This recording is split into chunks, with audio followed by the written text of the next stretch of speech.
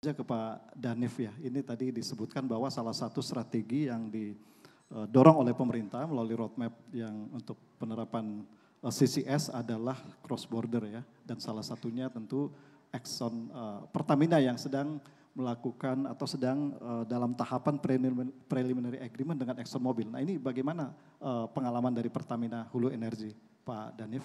Ya, terima kasih Mas Hendra. Terima kasih atas undangan dari CNBC terhadap Pertamina. Jadi memang ini merupakan potensi bisnis ya, yang seperti tadi Pak Jody katakan sangat besar buat Pertamina, dalam ini Pertamina Hulu.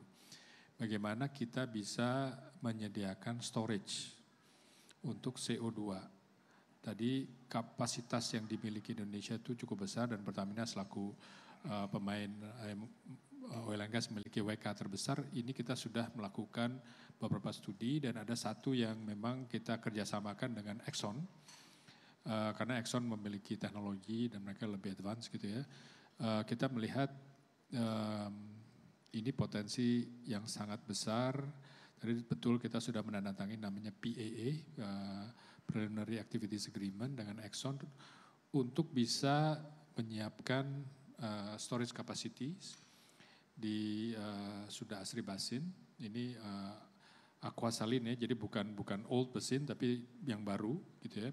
Kita akan banyak aktivitas yang kita sudah sepakati untuk dilakukan, long lead item order, appraisal well, survey seismic dan lain-lain.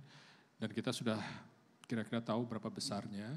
Jadi memang ini, dan kita sudah ada targetnya, target dari sisi marketnya, dan mereka sudah publicly menyatakan bahwa mereka memerlukan storage dari negara tetangga, dan regulasi di Indonesia itu lebih advance daripada saingan kita gitu ya, Malaysia. Jadi udah ada Perpres, sekarang mudah-mudahan segera akan ada turunannya, Permen SDM, yang didorong juga oleh Pak Jody. Jadi we all racing nih Pak. Racing untuk bisa ready.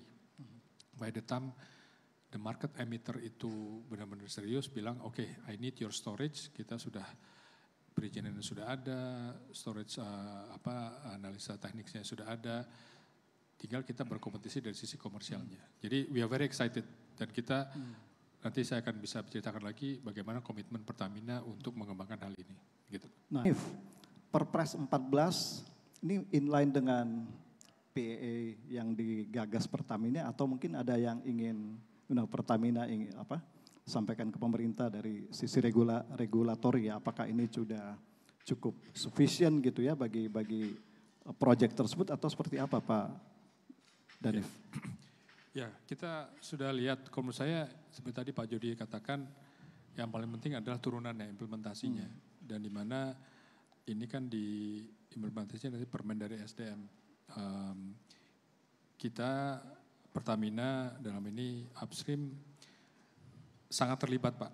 Jadi ada FGD, ada sesi gitu, dan saya juga aktif di beberapa inisiatif clean energy juga demikian pendapat. Jadi poin saya Perpres 14 ini itu sangat breakthrough gitu ya dari sisi regulatory framework, dan ini lebih advance dari negara tetangga lainnya. Jadi kalau menurut saya ini sangat bagus.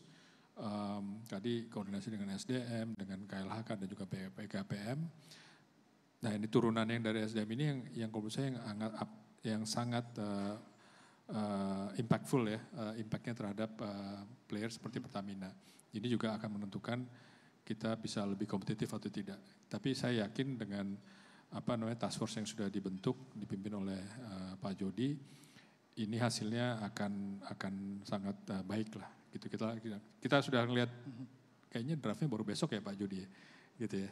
Tapi kita diajak ngobrol terus nih. Jadi I think the process is been very good. Masih terkait dengan CCS, yang menjadi concern tentu saja adalah keekonomian. Dari Pertamina Hulu Energi sendiri melihat, ya tentunya sudah PHS sudah menandatangani di PAA dengan ExxonMobil. Tentunya sudah mempertimbangkan faktor keekonomian ya. Jadi menurut Bapak gimana dengan faktor keekonomian untuk CCS ini? Karena di migas tentu ya lebih economically viable ya. Ini menurut Bapak seperti apa nih?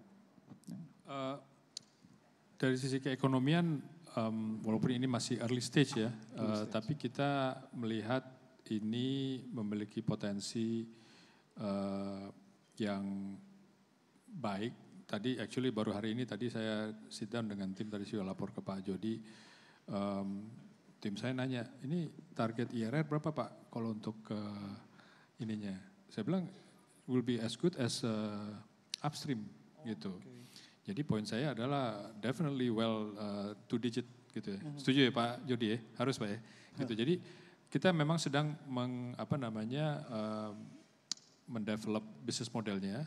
Tapi kita tahu mungkin tadi yang Pak Jody katakan di North Europe gitu ya, sudah ada, key-nya adalah economic of scale Pak. Economic of scale, kita tahu dari proyek yang sudah berjalan ya, mungkin sekarang itu the cost to capture, transport and storage itu about $80. $80, $100 to $80 lah gitu. Kita berharap teknologi akan menurunkan gitu ya, of process of capturing, transportations dan juga injections gitu ya, preparing for the storage.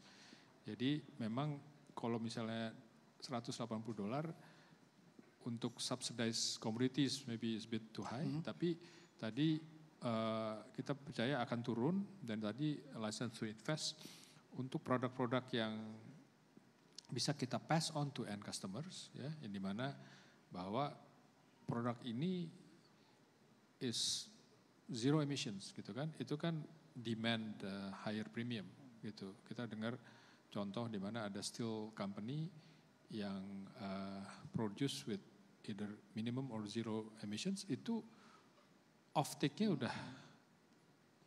udah full Pak. Even produknya itu plan-nya belum dibangun gitu ya.